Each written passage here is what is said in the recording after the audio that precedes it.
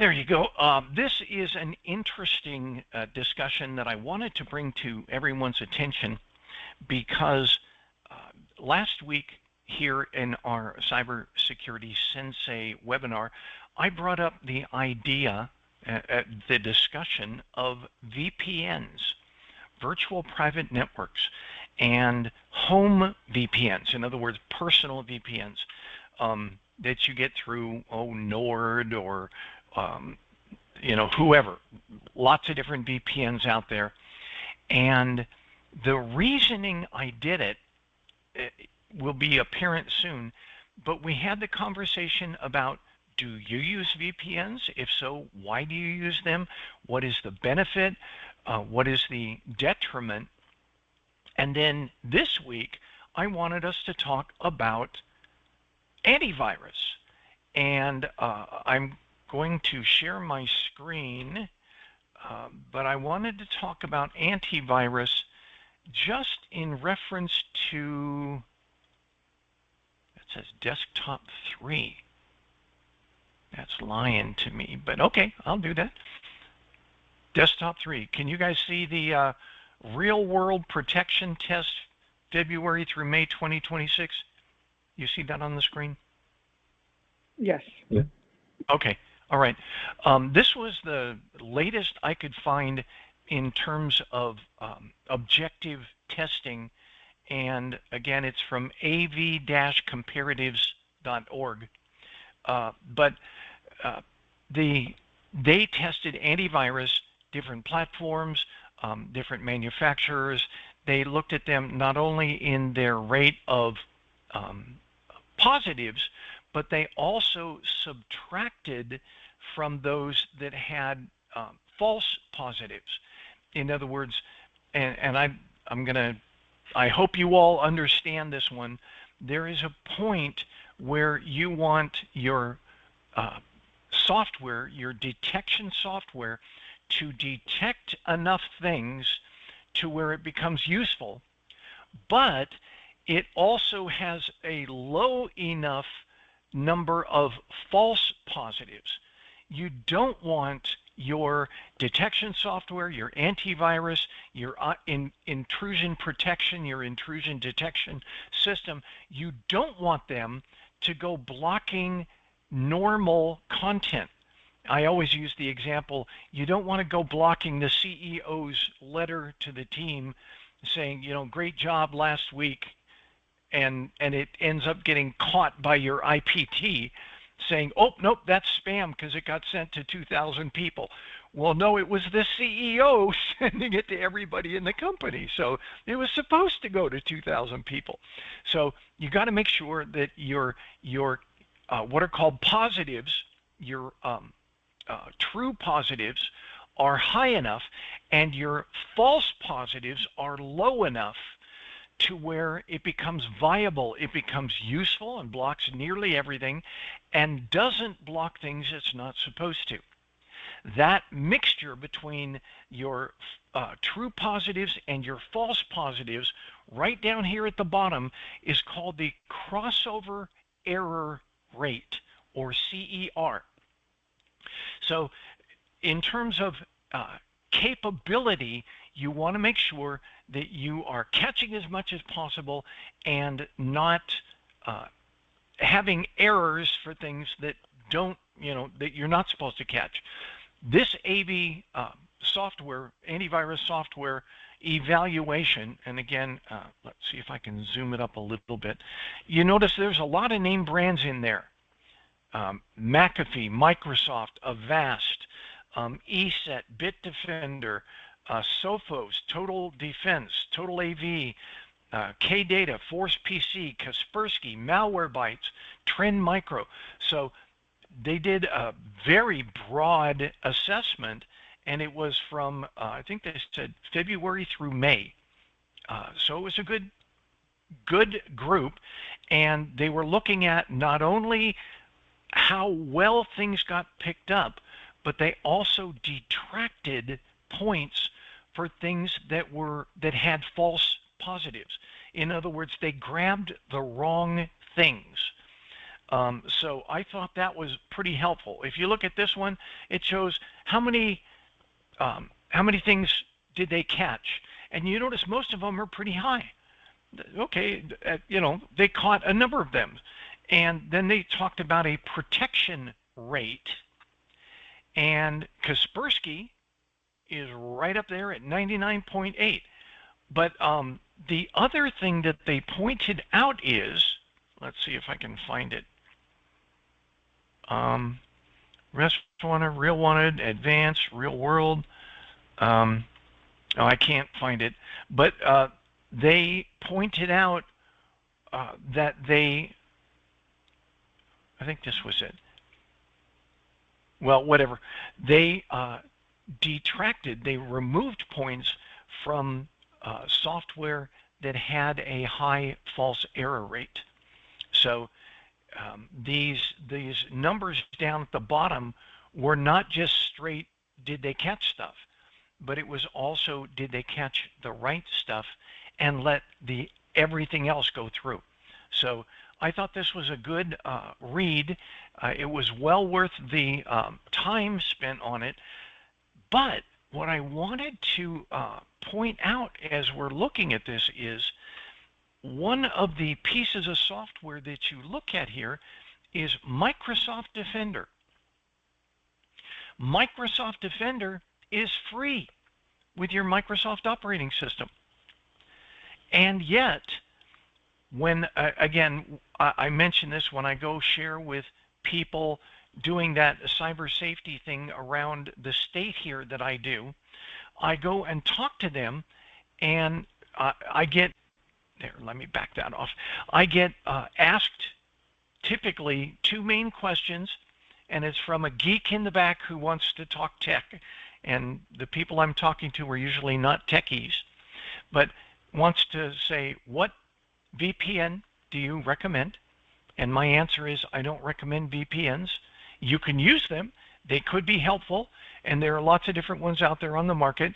You use what you think is best. I'm not going to say, oh, you should use this VPN. Same thing with antivirus. Because, and this is why I wanted to get to it today, we are now, because we are in the cyber security career field, we are considered to be professionals. That means when someone asks you something, they're not asking Kate. They're not asking Gary. They're not asking Scotty. They're asking somebody who's in the field. And when you respond and you say this and this and this, your words are going to carry more weight than just somebody that they walk up, at a bus stop and say, hey, which antivirus do you use? Or something like that.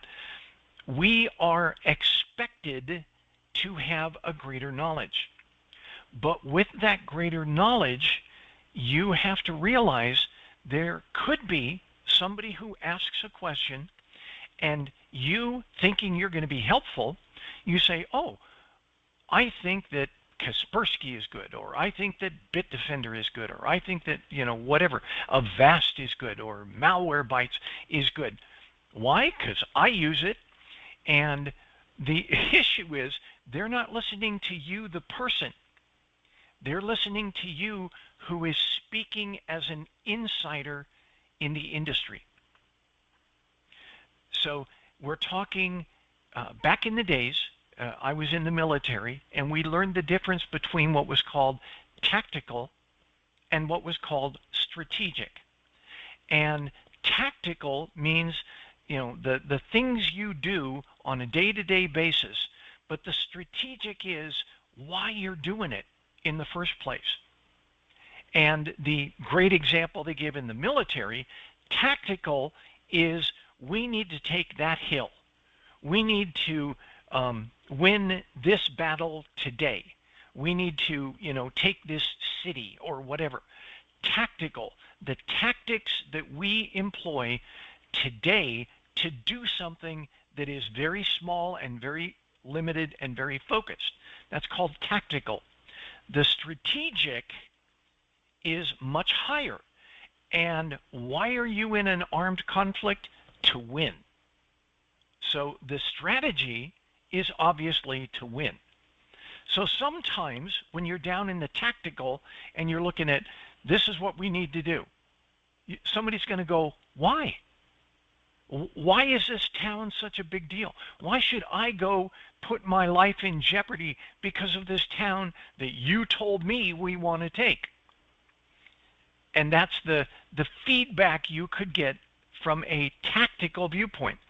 You told me that we need this particular software installed, but it's $100 per person, and we have 1,000 people in our organization. You have just dropped our profit margin by $100,000 with this one request. Is it that big a deal? And you need to speak to that. That's where you get into the strategic behind the tactical. So back to our VPN discussion, and now today our antivirus discussion. When you're talking to someone, you are sharing with them from a position of somebody who is an industry insider. And they are going to, hopefully, trust what you say and insert a lot of value in what you say. It's not just Kate speaking. It's not just Gary speaking. It's not just Scotty speaking. I'm speaking as somebody who's in the business.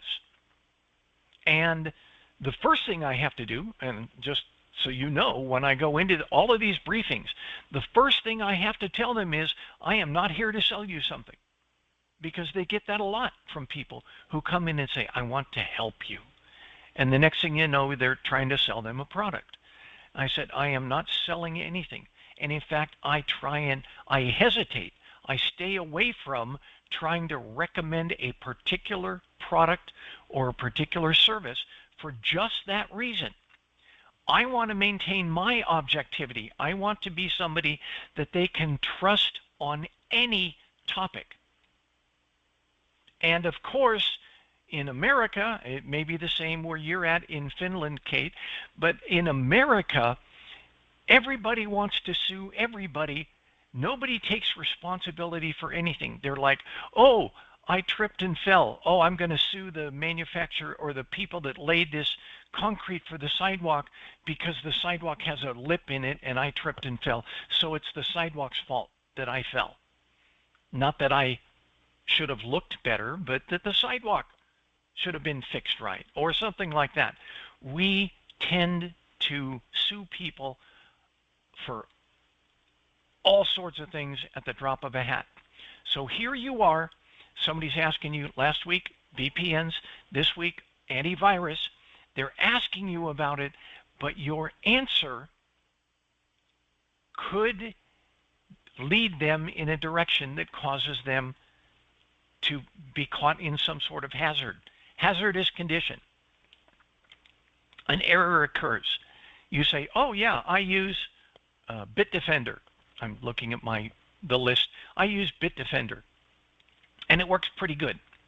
And so they go out and they get Bitdefender, and then Bitdefender gets compromised, and they lose their life savings, and they're going to come back to you and say, you told me to use Bitdefender. No, I didn't. I just said I use it and it might be good. You decided. Good luck having that conversation because you are an industry professional. Your words carry extra weight. And so you've got to be careful.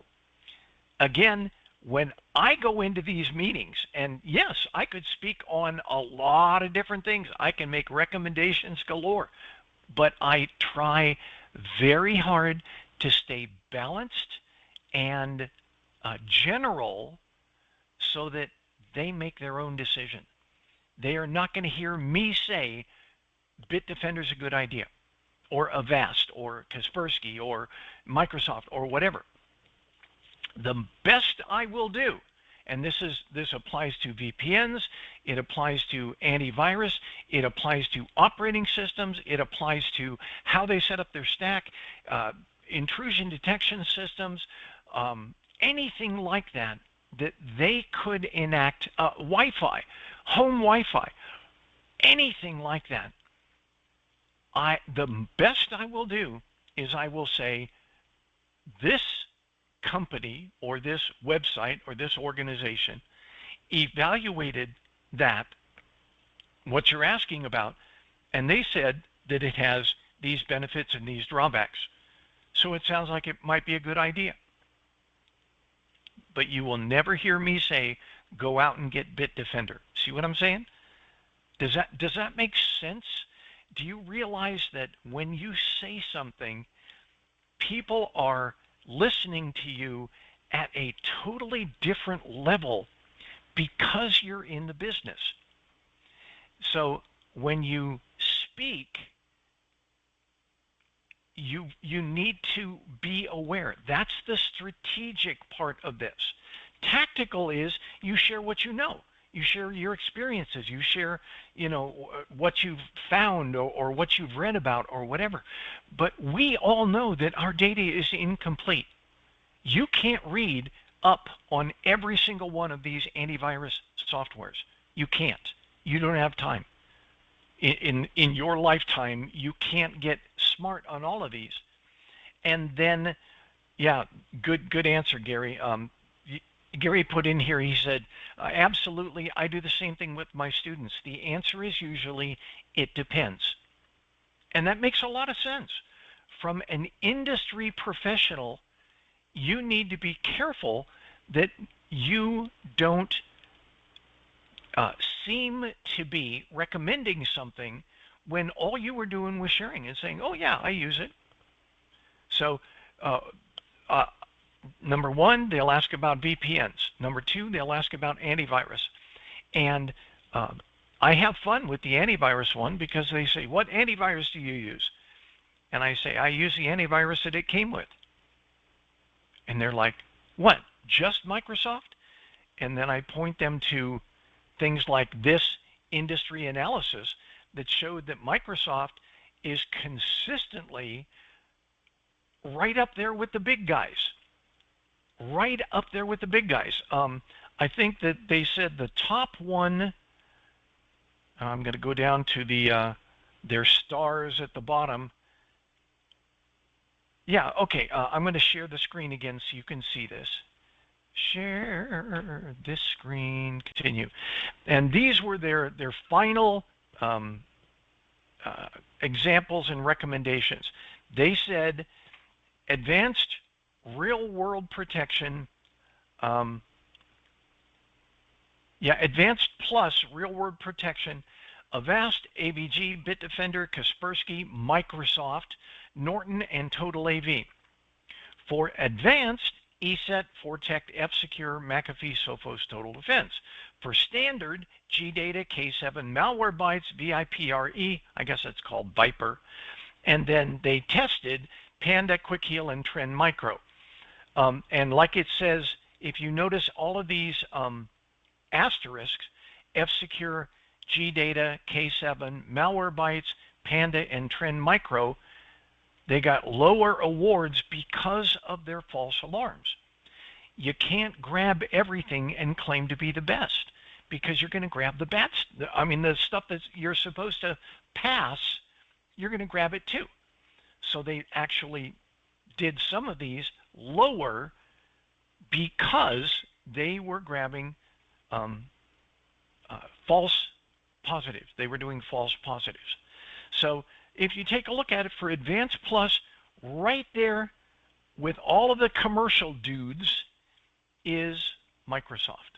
It's not going to let me do it. But Microsoft is right there. Right with Norton, right with Kaspersky, right with Avast, right with Bitdefender.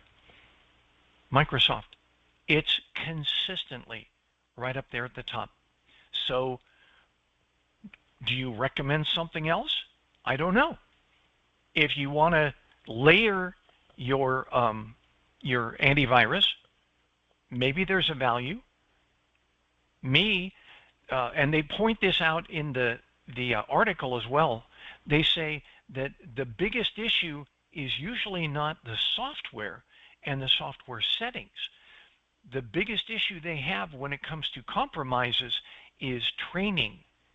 We click the wrong stuff. We override the defenses. We go to sites we're not supposed to. And we do it while we have local admin rights to our own computers. So that you click on something and something gets installed, you may not even see it being installed because you're set up out of the box. Your Windows 11 is not set with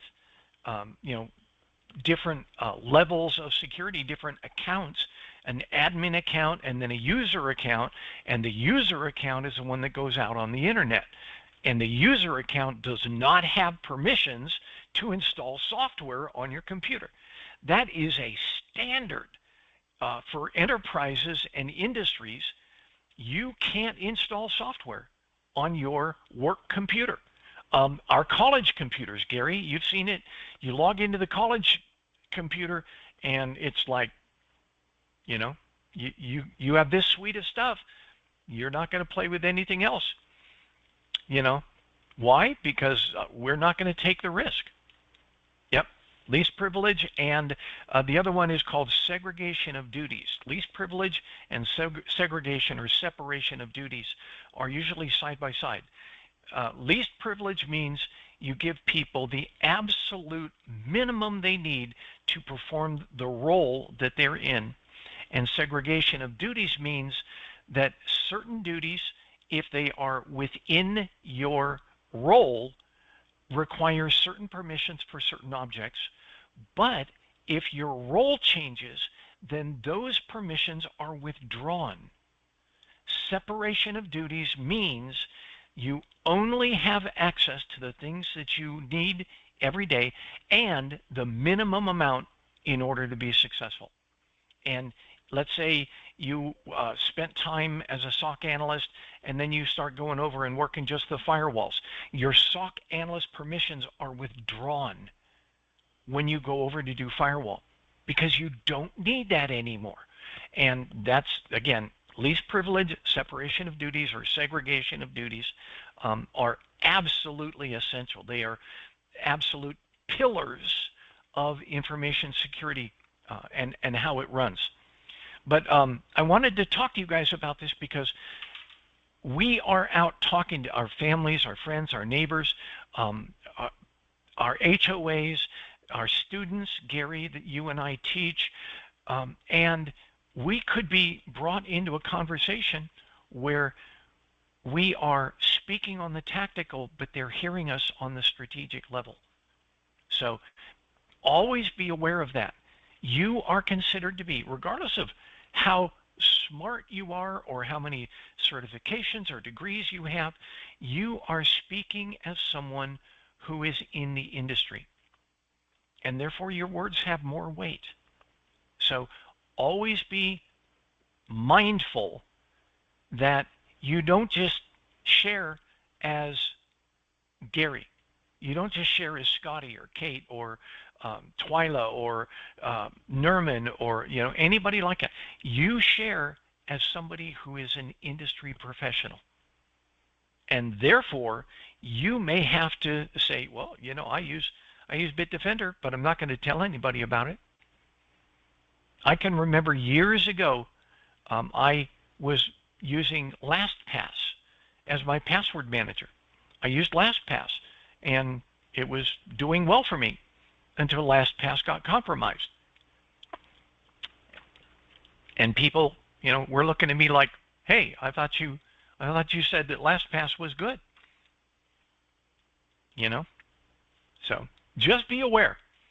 Be thinking strategic and talking strategic, not talking tactical. It doesn't matter what you use. What matters is what the industry recommends. And I always, just like this website, I always go back and lean on what they recommend or what they evaluated. It's never Scotty says to go get Bitdefender. Never. Never can someone even misinterpret what I say as Scotty recommends this. Because I don't. You've got to retain your objectivity. So just something to think about. What do you guys think? I mean, have you encountered this where somebody turns around and says, "Hey, I thought you said Avast was good, and look at what this, they're in the news now." Have you encountered that? But I feel like it's a analogy of teaching how to fishing or provide a fish, because at the end, not the name of the antivirus is important, right? But exactly the knowledge that you provide to a person who asks you for the advice. Like the good antivirus has these, and these parameters, and based on this, you can make a choice. Since everything is changing so fast, and if you teach a person how to think about what an antivirus is and what it's doing in under the hood, it's a great lesson for the rest of the life of Yeah. children. Yeah. Yeah, And it's that's not just great. in the industry, but you're right, Kate. Um, but again, you've got to be aware that we all know this. Our knowledges are incomplete. I never know everything, but that doesn't stop me from sharing what I do know. You know, so got that. But in the end, I have to think about every word that comes out of my mouth so that it's not misinterpreted, so nobody acts on what they perceived I said, and it ended up being, something that caused them disastrous results. And I didn't even intend that. It was standing around at a cocktail party or, after church or whatever, and people just sort of zip by you and go, "Hey, what's the best antivirus?" And you go, "Avast," and off they go again. And next thing you know, they're taking you to court and suing you because they lost their life savings because they said you told me to use Avast. It's not a predicament you want to find yourself in, you know? So always be careful. Your words carry extra weight, and therefore you have to be responsible with what you're sharing. Make sense?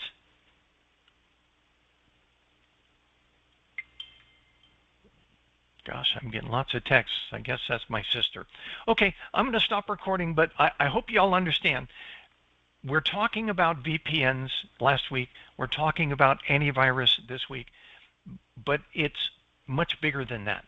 We're talking about how you interact with people, how you share with them about what you do know so that they can be as safe as possible without turning around and coming back to you and saying, "You told me to do this, and I lost my, my 401k or my retirement account because of what you said." We've always got to be careful that we don't get in that predicament. Be helpful, and you can do that by being objective.